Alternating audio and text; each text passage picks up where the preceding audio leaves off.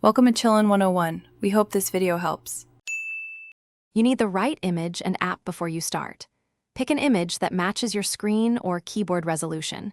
PNG preserves transparency and JPG saves size. Once done, install or open the keyboard app that supports wallpapers, because not all do. Make sure to back up your current theme/settings so you can revert if needed. Now that prerequisites are ready, open the app and locate the wallpaper or theme section to begin importing your chosen asset. You'll import the image and then align it for practical use. Start by tapping Import or Add Wallpaper and select the prepared file. The app will show a preview. Then crop and scale. Keep key areas clear so letters and symbols aren't covered. Use the offset or alignment tools to shift the image left/right and up/down.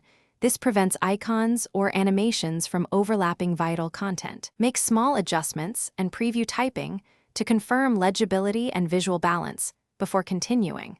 Apply the wallpaper and immediately test by typing in messages, notes, and a browser to check contrast and touch response.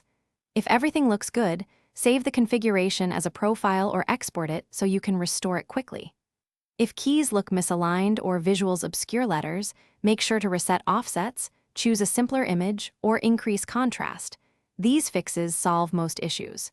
If the keyboard becomes unresponsive, reinstall the keyboard app and restore your backup profile to recover settings. Thanks for watching. Consider subscribing if we helped you.